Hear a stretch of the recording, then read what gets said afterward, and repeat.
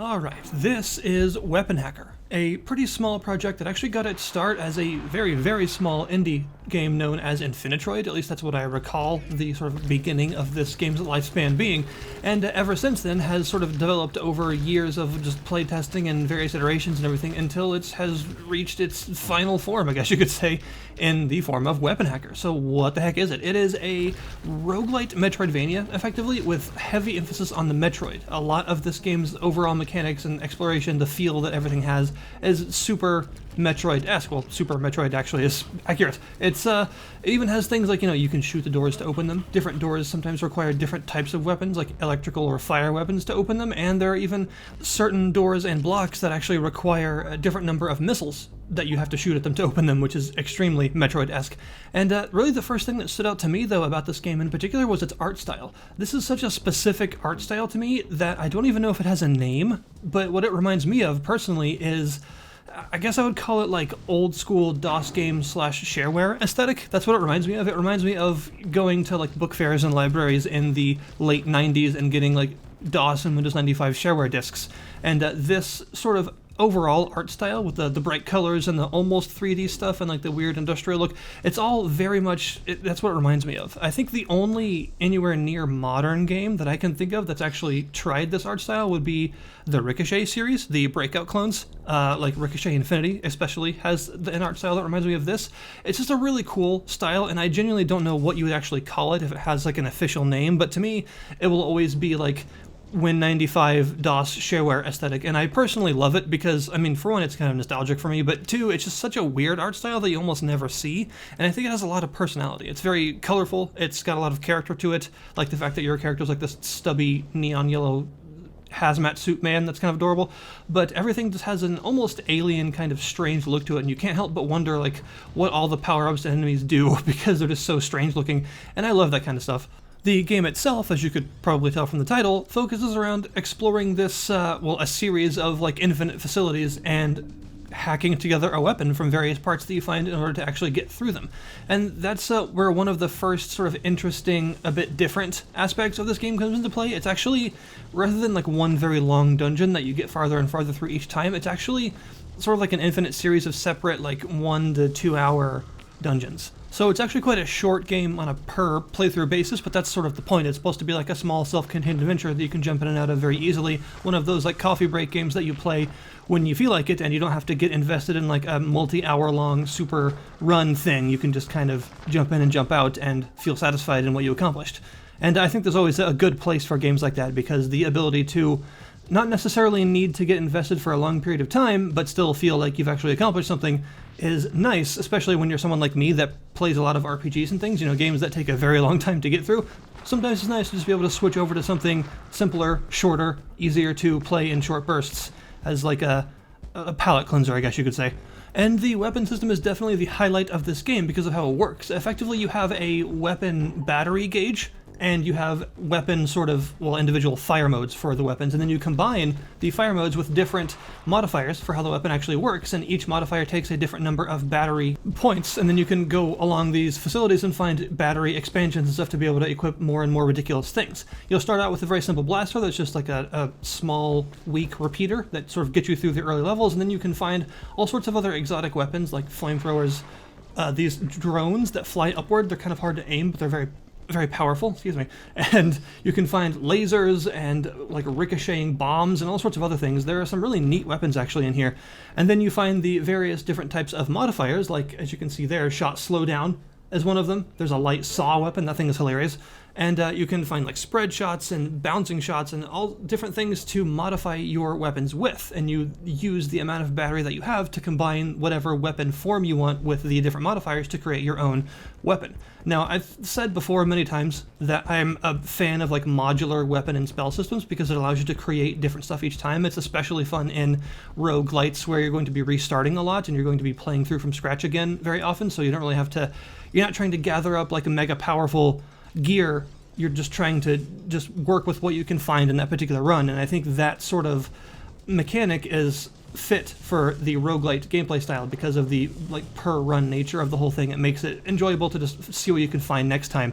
And the weapons do get pretty ridiculous as you go on. As you find more and more batteries, you'll be able to actually combine multiple weapons. Instead of just having one weapon form and then a bunch of modifiers after it, you can actually combine 2 or 3 weapon forms as you beat bosses, as long as you have the battery, so that your weapon actually fires different sorts of projectiles at once.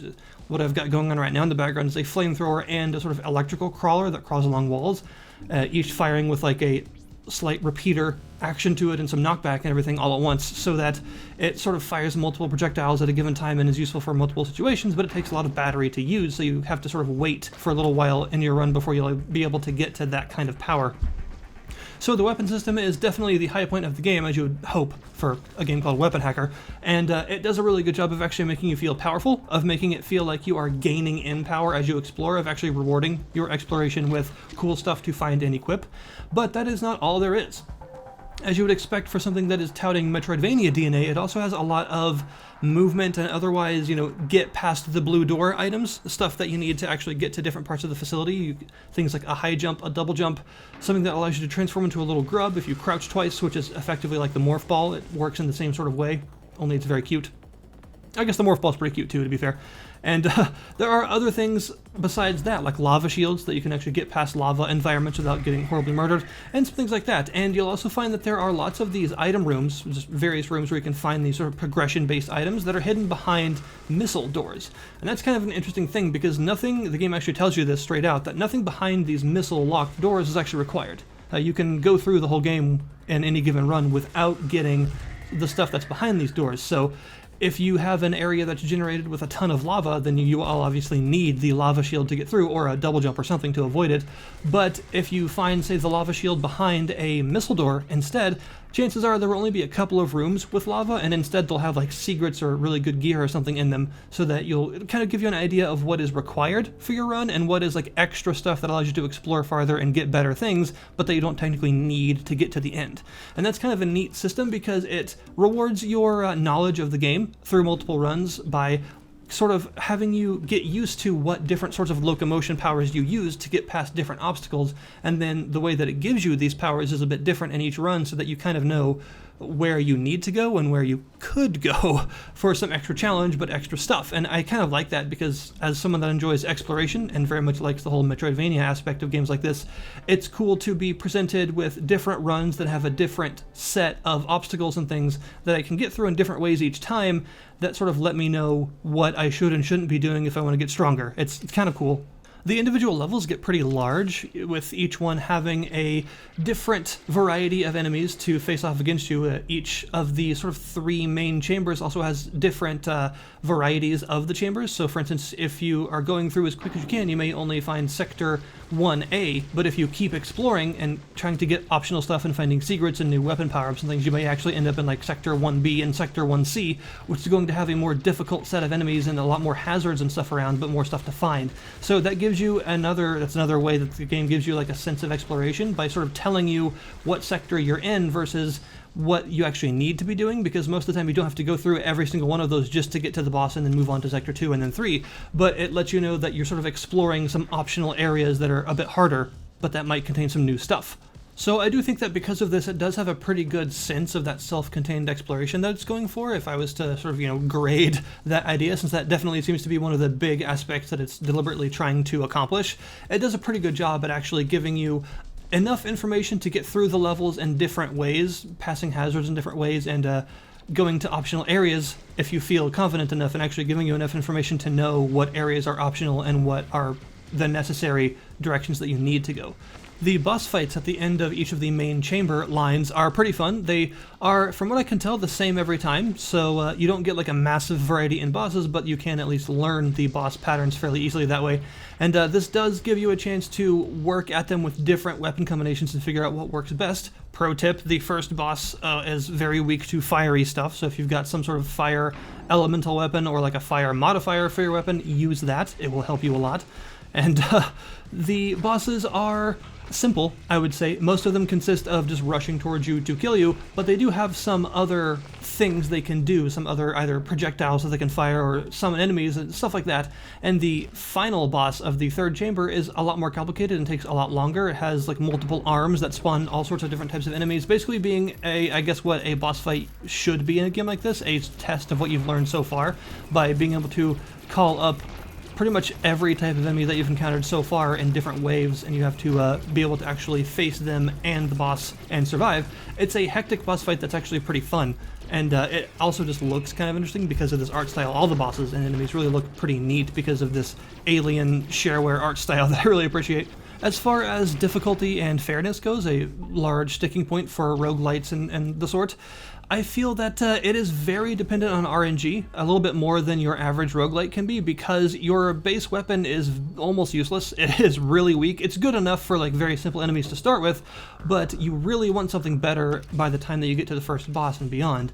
And because of the somewhat random nature of the different locomotion power-ups and the different sort of door opening power-ups like fire shots and electric shots and all that you'll be getting, sometimes it can feel like you explore an entire first level, but you get like maybe one weapon battery, no extra health, and no real useful gun modifications, so you end up feeling very weak by the time you reach the first boss. And other times you'll find the flamethrower and like 3 spread shot power-ups, 2 weapon batteries, an extra bit of health, and some extra damage for your weapon, and you end up as like a god of destruction by the time of the first boss. So I do feel that the game does have a bit of a problem, you could say, with how much it relies on random generation, because some of the randomness can kind of feel like the game expects a little bit too much of you based on what you've actually gotten so far. There are some chambers that have so many enemies that move so fast later on, and if you don't have the necessary amount of DPS or the necessary amount of spread shot, because you can only fire in 8 directions and the enemies can move in far more than 8 directions,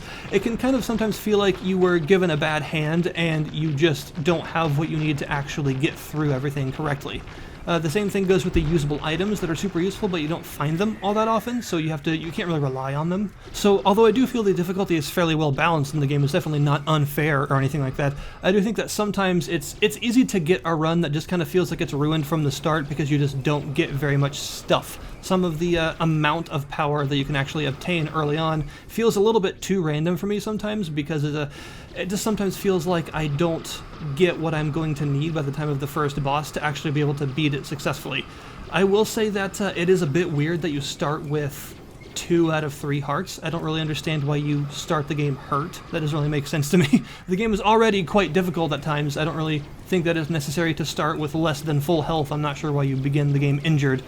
But still, a lot of these issues are mitigated by the fact that the game is such a short, self-contained adventure that you don't really have time to get too upset about not finding a super great weapon too early, because the run will be over quite soon anyway and you just get to start over. It's not like something like Gungeon, where you can be in a given run for hours at a time, depending on exactly what you're doing and if you're going through the optional branches and stuff. In this, you're pretty much like, once you begin a new game, you're invested for like an hour or an hour and a half or so, and whatever happens within that amount of time just sort of happens, and you can start over again very quickly after that. So I think that the shortcomings of the game, its sort of reliance on giving you certain types of weaponry and certain types of locomotion abilities in a somewhat random way that can make your overall power at any given point a little bit inconsistent, is just very heavily dampened by the fact that the game is such a short form game in the first place that it doesn't really have time to matter too much. And it makes for a pretty fun little like desktop adventure, you know, something that you can just keep around occasionally and boot up and go through a run or two. The sort of thing that's fun to keep installed because of its very light file size that allows you to just jump in every now and then and play around just as like a break. So as far as the sort of small indie footprint that it actually is going for goes, it does its job quite well. It is a fun, depthy enough, long enough experience that sort of has its place as a very light roguelite that you don't need to invest too much time in to get something out of. And combined with its pretty fun weapon system, its interesting art style, and its very, very interesting like enemy design and stuff, it's a pretty cool experience. As you're about to see, there are also some pretty neat features that I didn't really show. Like there's a second quest that is much harder and has some other cool stuff in it that I'm not going to spoil, that you can find portals to throughout the game. if you choose. And there are also challenges that you can unlock after you beat the game for the first time that allow you to go through the game in different ways, like say having no health pickups or starting in the second challenge difficulty, you know, stuff of that sort that allows you to just get some extra playtime out of it by playing it through it in different ways, which is pretty neat. So that is Weapon Hacker. It's a pretty cheap and cheerful little thing that I would recommend taking a look at if you enjoy roguelites like I do, and the weapon system is pretty fun. So thank you guys very much for watching, and I'll see you next time.